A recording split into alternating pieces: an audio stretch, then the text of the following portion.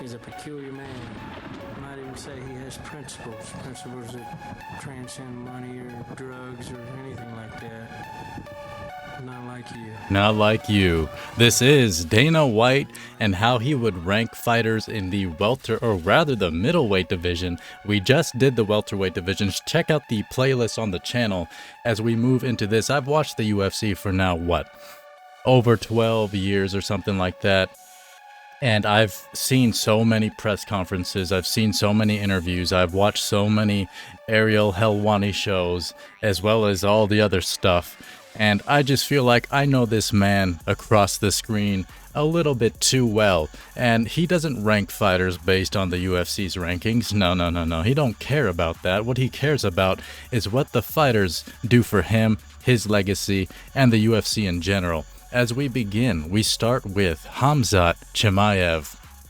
Of course, the region of the world he comes from, the type of people that support him. Dana White likes those backers, you know, those crypto guys who, let's not, maybe we shouldn't talk about that. Maybe not everybody knows about Khamzat's thing with all the crypto stuff going on, or what was going on anyway. But he's S tier because of what he brings to the promotion, what he can do for Dana White, and he just has that aura still because he's undefeated. He's never really lost, because you can be undefeated and have lost. We all know that can happen, but he's never really lost. He's always won, and there's just like he's a champ at this moment. He's S tier. There's no other way he's going anywhere else. Khamzat Chimaev S tier. As we move on to Dricus du Plessis, he's A tier. You know, South Africa is one of those places that you think might generate a lot of buzz for MMA, and I think it does. Like it's a fairly popular thing in South Africa, UFC, but it's not like a big draw. And like, here's the thing. I know that's a little bit contradictory because where he comes from, like specifically where he's from, I don't even specifically know. It doesn't matter. We're not talking about that because it's about who backs him, right? It's about who's on his side, and it's more than just people from his own country. Whereas with Dricus, it's more about just people from his own country, and of course he has more fans than that. I'm not, it's not that black and white. I understand that, but there is a difference between these two fan bases here. Khamzat's fan base is going to be way bigger than Dricus's, and maybe it's a little bit less like in terms of money, like monetarily, maybe, per view, he's a little bit less valuable in a sense, maybe, but he has so many more viewership that it doesn't really matter. As we move on to Nassourdine Imomov, I guess I'm going to put him at B rank for Dana White. This is where he would rank him because he's not super special, right? I gotta look at his record again. Nassourdine Imomov. Oh, it's Imavov. Nassourdine Imavov. Dang. These freaking names, man, I swear. Okay, so let me look at his, kind of his previous... right. Well, he's been winning. He's been winning a lot. He did lose to Sean Strickland, though. Oh, my God. Yeah, he's the guy from France. Right. His name always confuses me. But he is actually from France, or, he lives there and trains there, right? I think. At least he grew up there, kind of. I don't know, it doesn't really matter. But I feel like that just...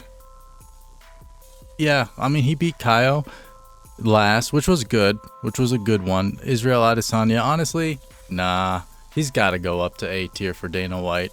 That was my own bias bringing him down to B tier, I think, just based off the top of my head on what I was thinking of, what he did last for the UFC. But no, he's definitely going to be A tier for Dana White. For me, I would put him at B tier personally. But we move on to Sean Strickland, B tier. Sean, he's basically like a different kind of Colby Covington, right? Colby's more of like the persona. It's fake. It's made up.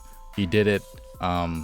He wasn't going to get kicked out of the UFC. Nope, watch the welterweight edition of this where I rant about it. He wasn't getting kicked out, but he did make up that persona to make more money, and he started to make more money after it, right? His persona is real. It's not really a persona. He's just stupid. Like, Sean is legitimately a stupid guy. but he's cool. Like, I don't dislike him. He's just like kind of a dumb guy, and I feel like Dana thinks of him that way. And he's not a huge draw. He is a draw though. He does draw eyes to the UFC, but I think less so than people think, and his fights are more boring than people think. Y'all are freaking wild out here thinking Sean Strickland is some kind of dominator, man. Like, when has this guy ever done anything, really? Like, who has he knocked out, really, dog? Like, his fights are so boring. He's so defensive. He got that freaking knee up with the freaking jab. Like, what the heck are you doing, man? I don't know. Like, it's crazy that he ever got to where he is. But that's what hard work and persistence does.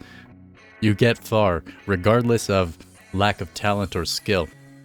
I mean, he doesn't lack skill. He does have a lot of skill, especially defensively, because he's a defensive freaking boy. But anyway, we move on to Reinier de Ridder. Yeah, oh, Nederland. I do like the Netherlands. Good time. He's gonna be he's definitely above Nassourdine for Dana White because of his presence, the eyes he draws. He's definitely way more popular than Nassourdine Imomov for sure, 100%. Plus, he's from the Netherlands. Everybody loves Dutch people, right? So he's got to be up here. He might be ahead of the Afrikaans South African guy, where Afrikaans is derived from Dutch, the language. So I don't know why I needed to bring that up. But I don't know. I think Dana wouldn't put him quite up there yet. Not quite above Dricus du Plessis, but yeah, he's up here for sure. He's been putting in work. He's been doing really well. Next up, we have Israel Adesanya. He still puts Izzy at A tier, above Nassourdine. This is not my own bias. This is about eyes and who draws people to the UFC and the types of fights that these fighters put on, because Dana likes performances. He wants a good performance over someone just winning.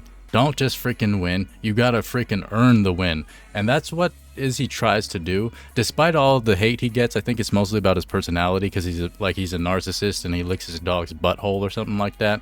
But like, I don't understand why that kind of bias reflects on his skill. He has freaking skill, dog. Yes, he lost his freaking dum-dum here, but like, he has good skill. You can tell. Like, I don't think I have to argue it.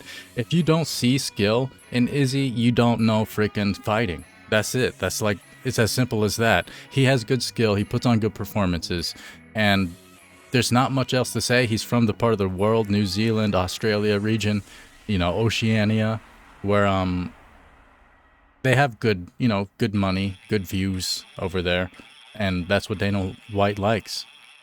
As we move on to Daniel Rodriguez, A tier. This is gonna be top heavy, it looks like, huh? So Daniel Rodriguez definitely goes up to A tier, above Nassourdine. I need to look at his last record though, not his last record, but his record in general. His name is Anthony Hernandez. I said it twice and almost forgot it. Okay, let's yeah, don't forget to hydrate as well. As I pull up Anthony Fluffy Hernandez's record. I've never really pulled it up over here, but let's just bring it up here. So Roman, oh yeah, yo, that win was amazing. He just grabbed his neck and started dragging him across the cage.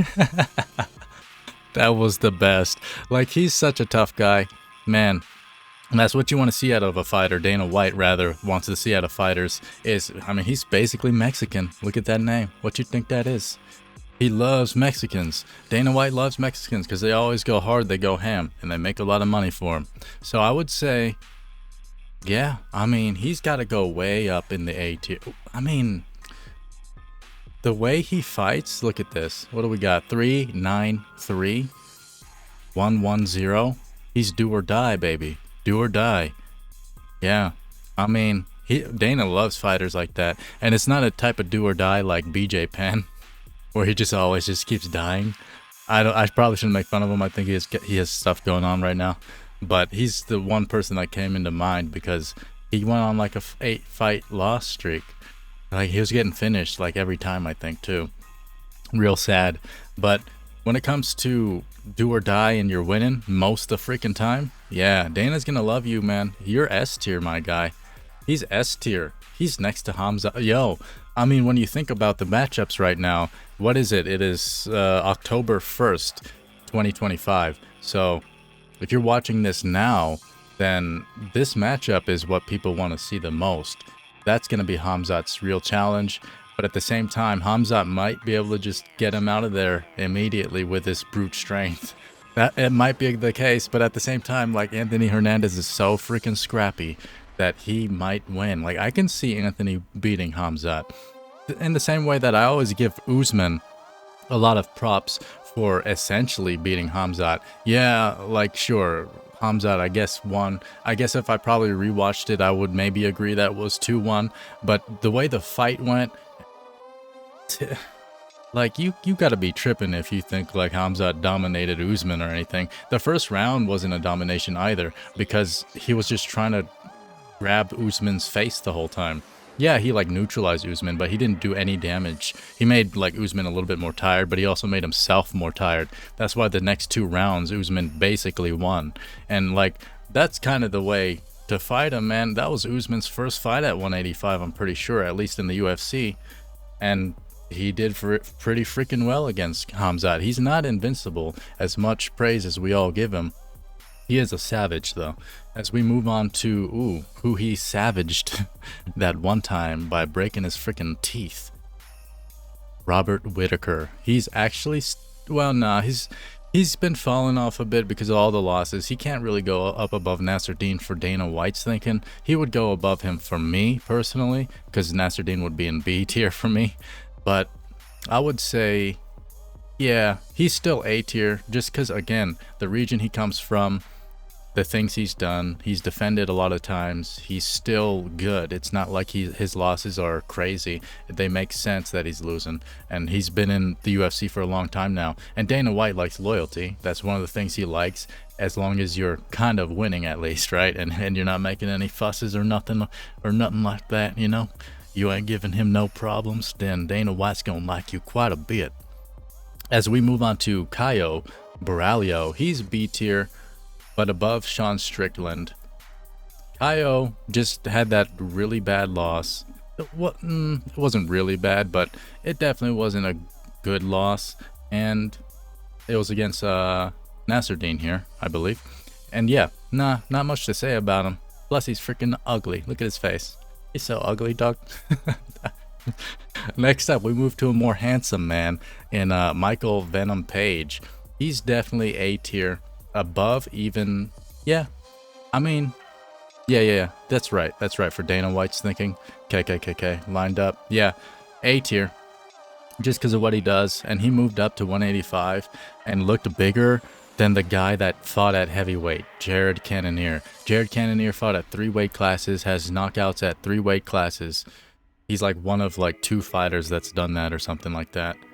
And he looked bigger than him. It was crazy. I mean, he didn't look as ripped, but his body was big. He has a big body. And man, he like at 185, like he seems like he has a good amount of oomph, good amount of power, especially compared to 170.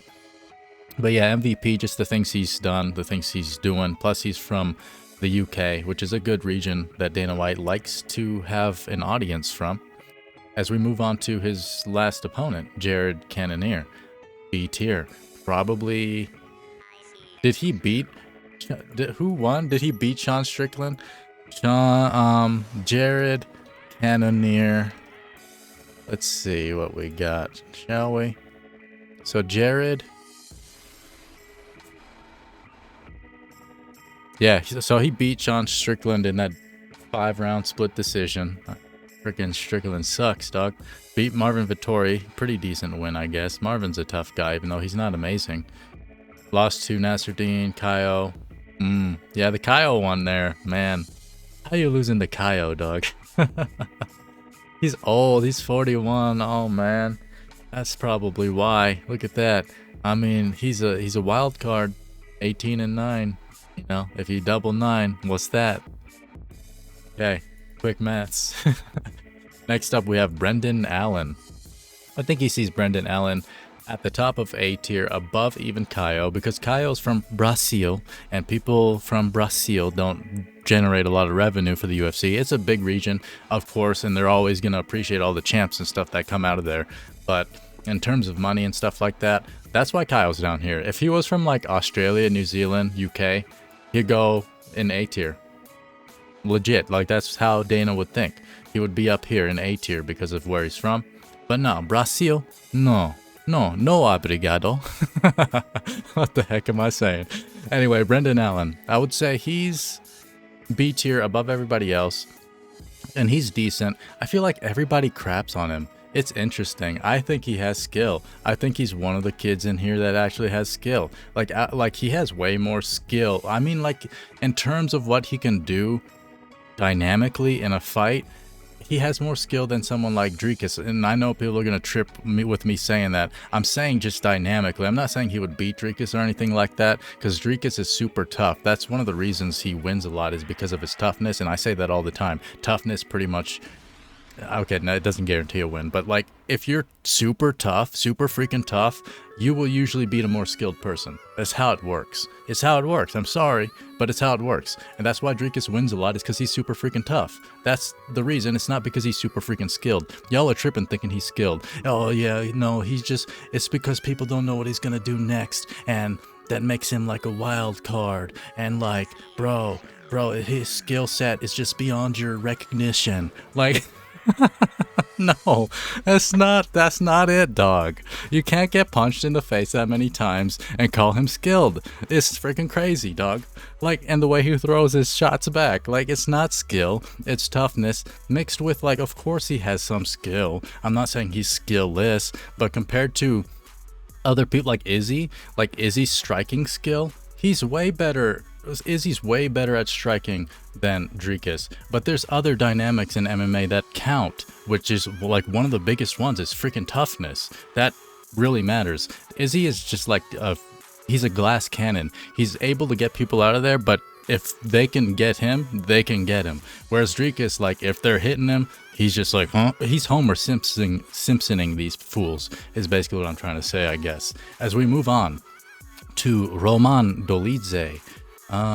Roman, well, I guess I gotta look up his record too, because Roman Dolidze, yeah, he's let's see, he last, all right. I just mentioned it too with Anthony Hernandez choking him out. That was amazing. But yeah, his other the other parts of his record: Marvin Vettori win, Kevin Holland TKO, Anthony Smith win. I mean, and he also lost to Marvin and Nassourdine. Yeah. Roman from Georgia. Yeah. So Roman is going to stay in B tier, but he's going above these two, below Caio, because Caio kind of has a higher ceiling, I feel, at the moment.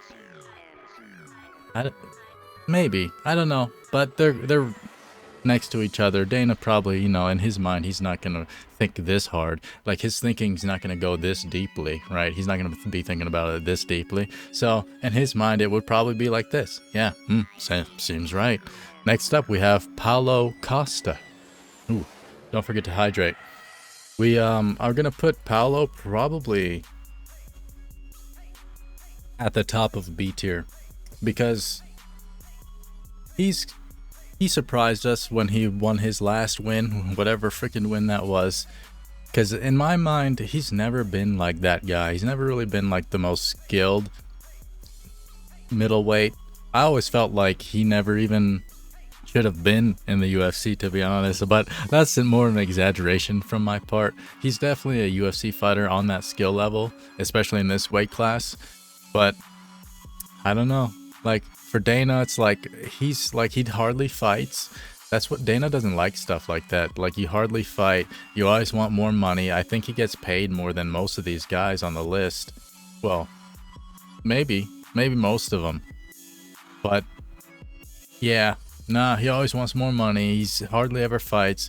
The fights drop off. He misses weight and by one weight class. Where the gap is even higher, 185 to 205. That's 20 pounds, Doug. But I digress. Next up, we have Marvin Vettori, C tier. I mean, he's a durable guy. He's like kind of a journeyman. You can't really call him a gatekeeper, I don't think, because I don't think he really gatekeeps, does he? I mean, like, he loses. So it's like, if you're losing, you're not holding the gate. Oh, door! You're not holding the door, right?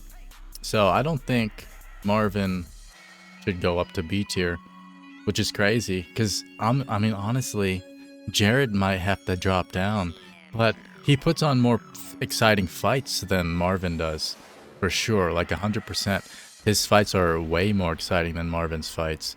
So yeah, I mean, they're basically shoulder to shoulder, just in different tiers.